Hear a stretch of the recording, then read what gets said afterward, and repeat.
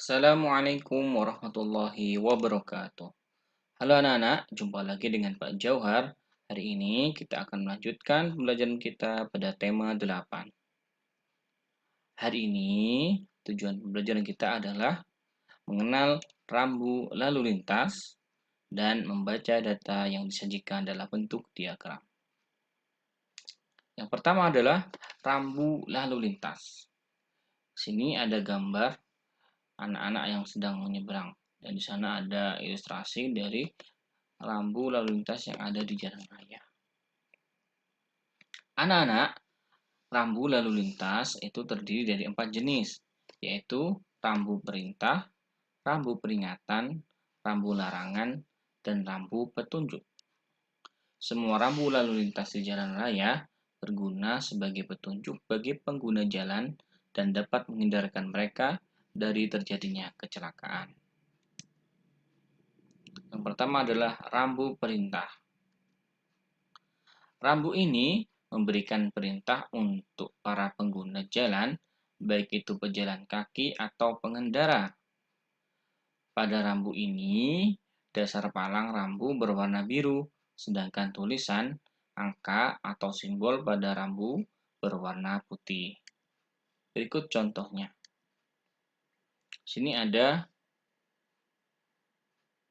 mengikuti arah kiri. Kemudian ini mengikuti salah satu jalur. Jadi bisa ke depan, bisa belok ke kiri. Kemudian mengikuti arah bundaran.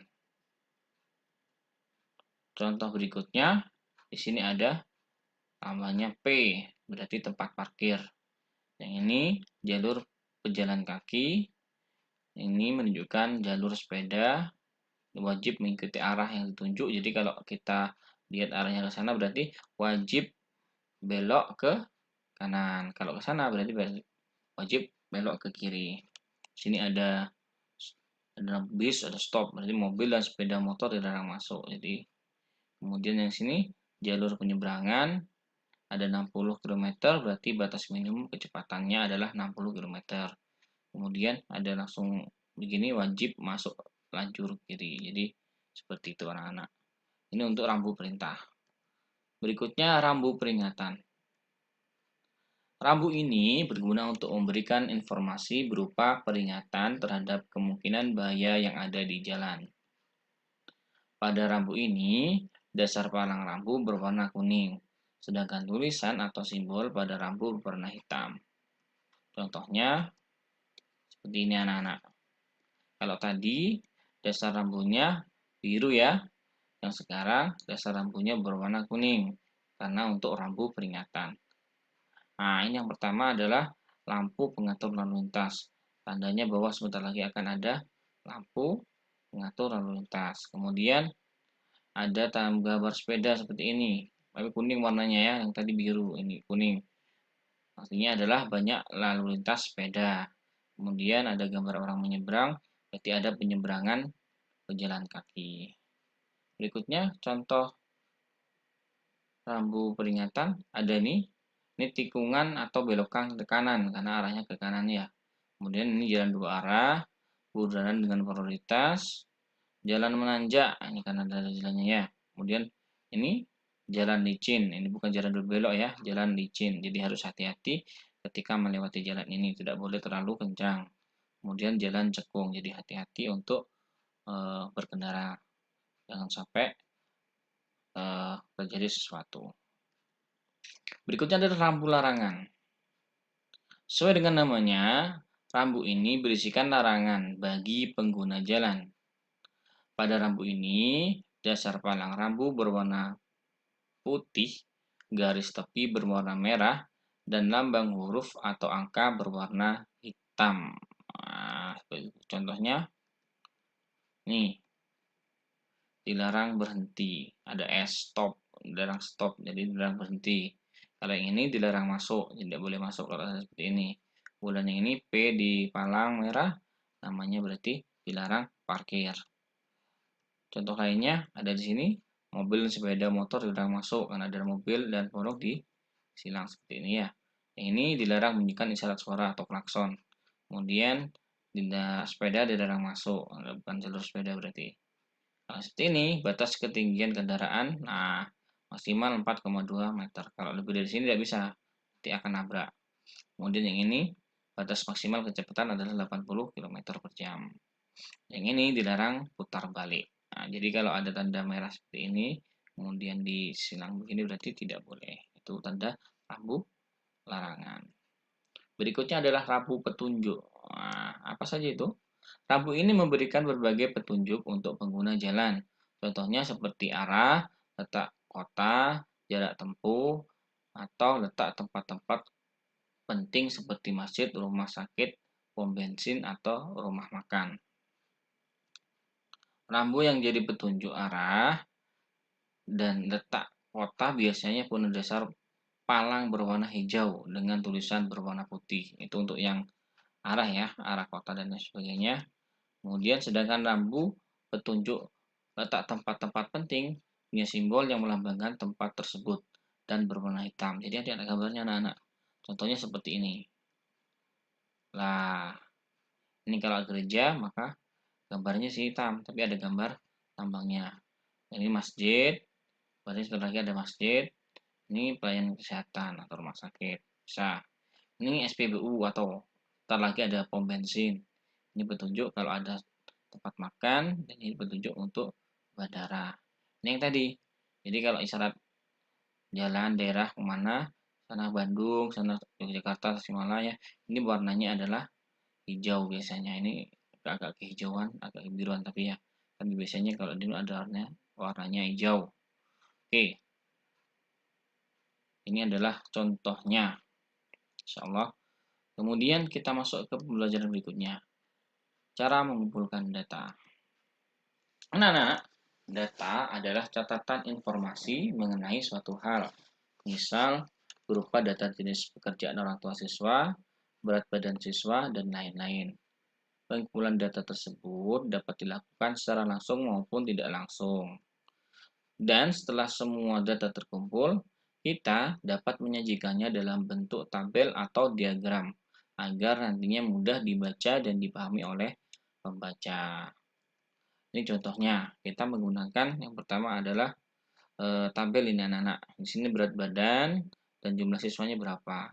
Di sini disebutkan ada berat badan 27 kg, 28, 29 sampai 30 kg. Di sini disebutkan adalah jumlah siswa yang memiliki berat badan sekian. Kalau 27 berarti 3, 28 ada 5 orang, 29 ada 5 orang, 30 ada 4 orang siswa. Dari data ini, kalau kita mau menanyakan sesuatu, kita harus mengacu pada itu menjawabnya. Contoh, ada pertanyaan berapa banyak siswa yang memiliki berat badan 30 kg?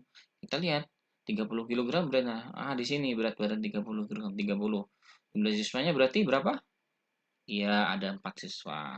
Kemudian ada pertanyaan lagi, kalau seperti ini bagaimana? Berapa banyak siswa yang terdapat dalam kelas tersebut? Wah, berarti kita harus tambahkan semuanya. Dari yang berat badannya 27 sampai 30 itu berapa? Berarti 3 ditambah 5 ditambah 5 ditambah 4. Hasilnya adalah 17 siswa. Itu cara kita membaca tabel yang seperti ini. Kemudian kita lanjut ke materi berikutnya. Menyajikan data dalam diagram. Tadi kita sudah belajar seperti ini, tabel ya. Nah, contoh lain adalah ini adalah tabel banyaknya anggota pramuka di setiap barung yang mengikuti perkemahan. Barung itu lagunya anak-anak. Di sini ada warna barung biru, hijau, kuning, dan merah. Ini banyak anggotanya. Kalau kita buat menjadi diagram, maka akan menjadi seperti ini. Nah, ini namanya diagram batang. Di sini ada biru, ada hijau, ada kuning, ada merah. Sebagaimana yang disebutkan di atas, di sini ada 7, maka di sini saya hitung 1, 2, 3, 4, 5, 6, 7. Jadi dia tingginya 7. Kemudian yang hijau berapa? 5. Kita lihat 1, 2, 3, 4, 5. Jadi harus sesuai anak.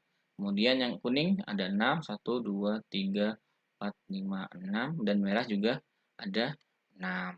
Jadi untuk membuat diagram batang dari tabel data yang semacam ini harus disesuaikan dengan jumlahnya.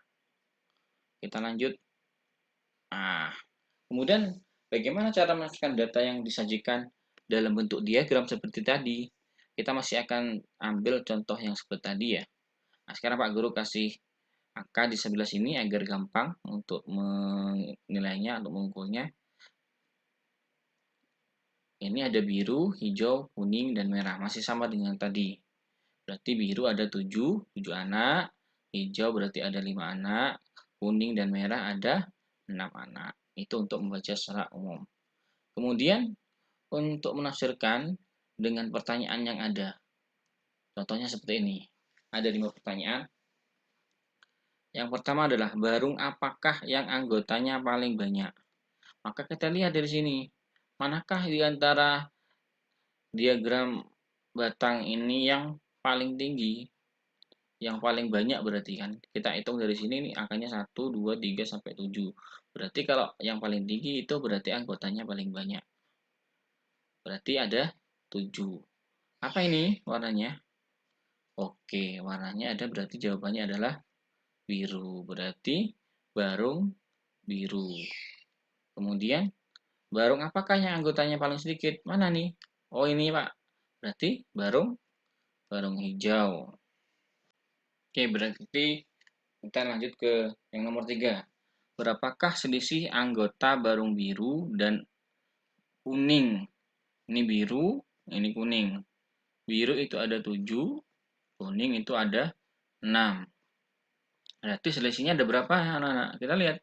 Berapa dia selisihnya? Nah, ada 1. Berarti jawabannya 1 siswa. Kemudian yang keempat, berapa total siswa yang mengikuti perkemahan? Berapa? Berarti kita harus tambah semuanya. Biru berapa, hijau berapa, kuning berapa, merah berapa. Berarti 7 ditambah 5, ditambah 6, ditambah 6. Hasilnya berapa? Oke, 24 siswa. Insyaallah. Kemudian yang nomor 5, barung apa sajakah yang memiliki jumlah anggota 6 siswa? Berapa tadi yang ada 2 barung ya? Kuning dan merah. Jadi jawabannya adalah barung kuning dan merah. Itu anak-anak cara untuk menafsirkan data dalam bentuk diagram semacam ini. Mudah bukan? Nanti bisa dicoba di buku kalian, buku latihan. Mudah-mudahan apa yang telah dijelaskan oleh Pak Guru dapat dipahami. Dan untuk pembelajaran kali ini, Pak Guru sudahi. Mudah-mudahan bisa bermanfaat. Terima kasih anak-anak. Pak Guru pamit. Assalamualaikum warahmatullahi wabarakatuh.